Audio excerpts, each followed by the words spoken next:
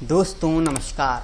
आज मैं आपसे बात करने वाला हूं व्यापम यानी पीईवी में अपना जो आपने कभी रजिस्ट्रेशन कराया था लेकिन भूल गए हैं आप, या फिर आप नया रजिस्ट्रेशन कराना चाहते हैं तो कैसे पूरी प्रोसेस करें वो आज आपको इस वीडियो में बताऊंगा। पहले हमारे चैनल को सब्सक्राइब कर दें आप, और यदि सब्सक्राइब कर दिया है तो साइड का जो बेल आइकॉन है वो दबा दें, जिससे हमारे सभी वीडियो के नोटिफिकेशन आप तक मिलते रहें। ले चलता हूँ सीधे मैं गूगल पर और यहाँ पर टाइप करता हूँ पीईवी और इंटर करता हूँ। जैसे ही मैंने इंटर किया तो देखिए पहली साइट जो आती है हमारी प्रोफेशनल एग्जामिनेशन बोर्ड की, इस पर मैं क्लिक कर देता हूँ। क्लिक करते ही यहाँ पर इंग्लिश और हिंदी दो ऑप्शन है, तो मैंने इंग्लिश का चयन किया।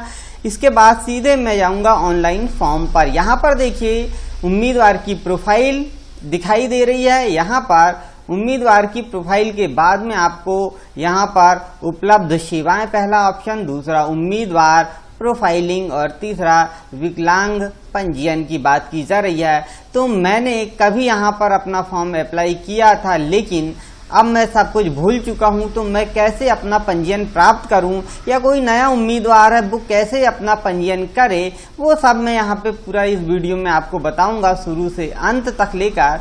तो सीधे ले चलता हूँ आपको उम्मीदवार प्रोफाइल पर और यहाँ मैं क्लिक करता हूँ। क्लिक करते ही मेरे सामने जो ऑप्शन यहाँ पे आ गए हैं उन ऑप्शन की मैं बात करूंगा। सबसे पहले तो प्रोफाइल पंजीकरण फॉर्म दिखाई दे रहा है।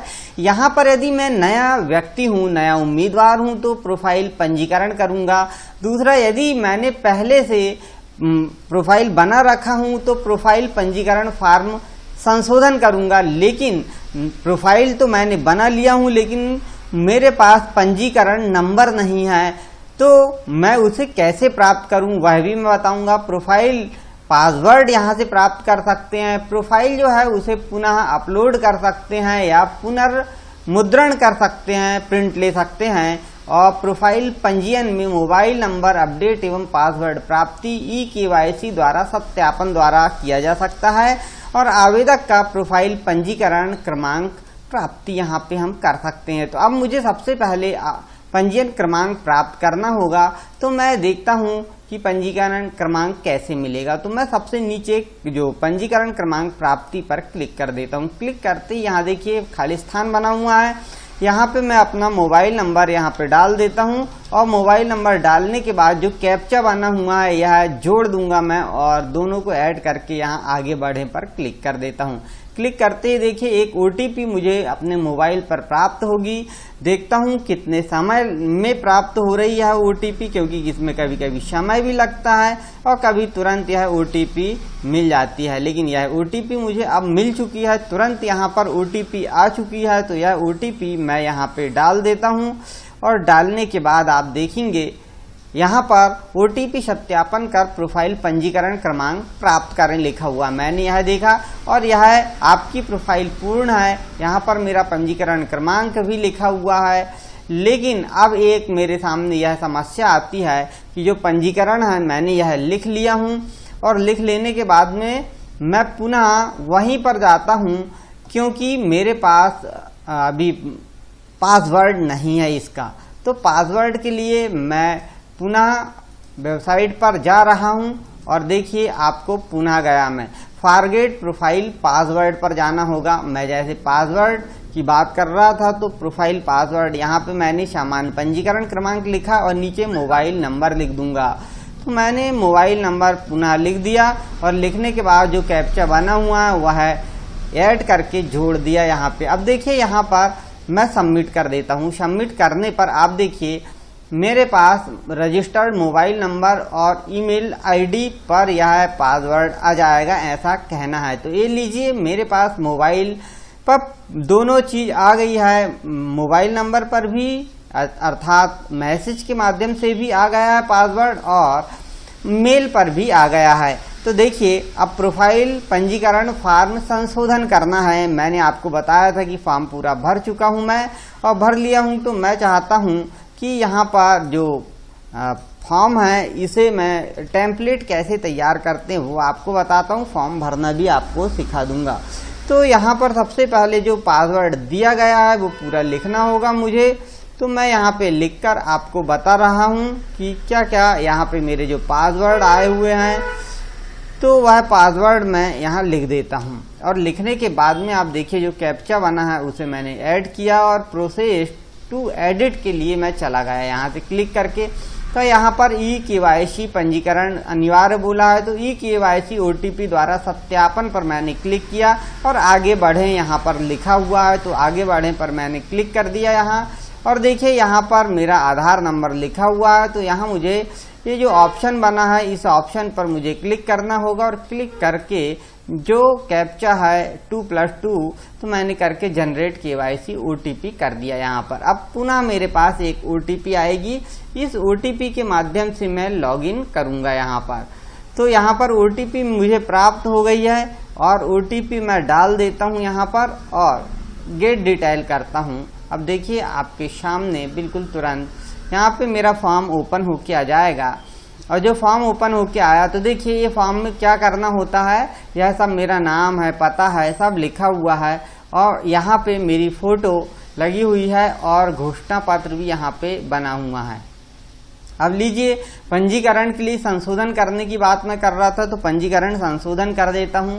संशोधन करने के बाद में देखिए यहाँ पर जो फोटो और सिग्नेचर और राइटिंग की बात कर रहा था, तो इसे कैसे करना तो मैं आपको बताता हूँ। यह फॉर्म है, इस फॉर्म को मैं डाउनलोड कर लेता हूँ। डाउनलोड करके मुझे रखना होगा और डाउनलोड करने के बाद में इसका साइज कैसे बनाते हैं वो भी मैं आपको बता देता हूँ। तो मैंने JPG के रूप में यहाँ पे प्रोफार्मा डाउनलोड किया हूँ इसे।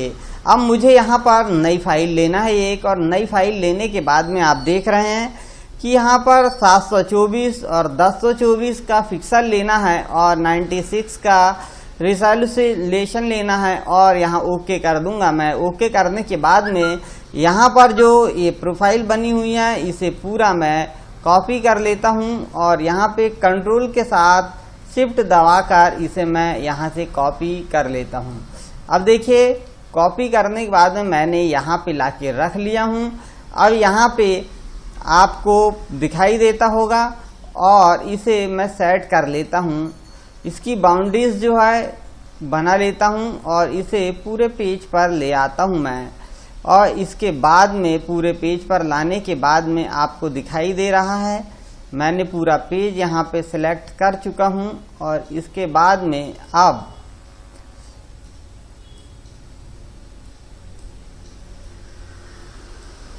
यह पूरा सिलेक्ट हो गया है। अब मुझे यहाँ पे फोटो लगा देना है, साइन लगा देना है और स्व घोषणा पत्र। तो जैसे मैंने अपना जो फोटो है वह स्कैन करके रखा हुआ था, तो वहाँ से मैं सीधे हैंड राइटिंग और साइन और इनको मैंने अलग कर लिया था। तो ये पहले मैंने उठाया और रख दिया एक।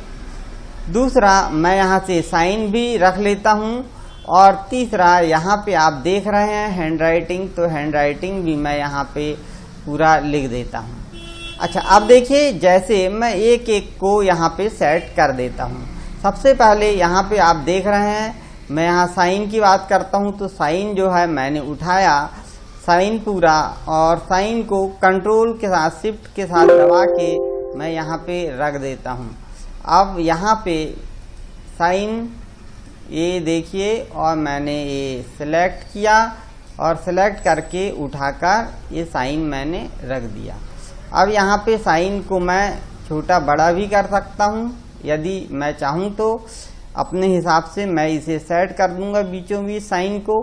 इसके बाद में आप देखिए अप्लाई कर दिया। इसके बाद में साइन को हटा देता हूँ मैं। अब फोटो की बात आती है और फोटो को भी मैं पूरा सिलेक्ट कर देता हूँ यहाँ से और सिलेक्ट करने के बाद में फोटो को भी मैं उठा के शिफ्ट के साथ क्लिक दबा कर रख देता हूँ यहाँ पर। अब इस पर देखिए पूरा मैंने रख दिया हूँ और मैंने यहाँ नीचे डेट और साइन में नाम लिखा हुआ है यहाँ पे मैंने रख दिया और अप्लाई कर दिया। इसी प्रकार अब देखिए यह साइन बने हुए हैं, तो मैंने ये साइन पे भी गया और इसे पूरा मैंने सेलेक्ट किया और सेलेक्ट करके जो ऊपर लिखा हुआ है वही आपको भी लाना है और वही यहाँ पे लिखना है। मैंने तो जो दूसरा लिखा हुआ था उसी को आपको बताया कि इस प्रकार से आपको करना है।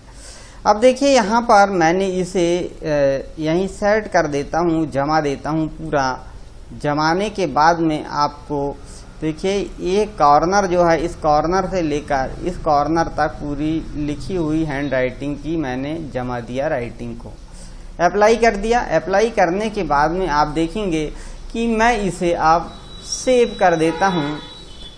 यहाँ पर देखिए सेव अस कर देता हूँ और PEB1 के नाम से यहाँ पे मैंने सेव कर दिया। और अब देखिए आप यहाँ पर मैं इसे JPEG में कन्वर्ट कर देता हूँ और जहाँ पे मुझे रखना है वो रख दूंगा, मैं सेव कर दूंगा। अच्छा, इसे यहाँ पर लो नहीं करना है, मीडियम ही रखना है इसे और प्रोग्रेसिव करके रखना है। यहाँ पर क्वालिटी 5 आ जाएगी, मीडियम प्रोग्रेसिव में 3 स्केल रहेगा और ओके कर देना है। जैसे ही मैंने ओके किया इसे देखना होगा, तब यह चूज फाइल करना होगा। और मैंने जहाँ पे रखा हुआ है आप देखिए डेस्कटॉप पर रखा हुआ है और यह PEB1 के नाम से मैंने रखा हुआ हूँ यहाँ पे पूरी बनाकर फाइल। तो PEB1 जहाँ लिखा हुआ है यह मैंने लिया और ये देखिए ओपन किया। ओपन करने के बाद में व्यू इमेज करके मैं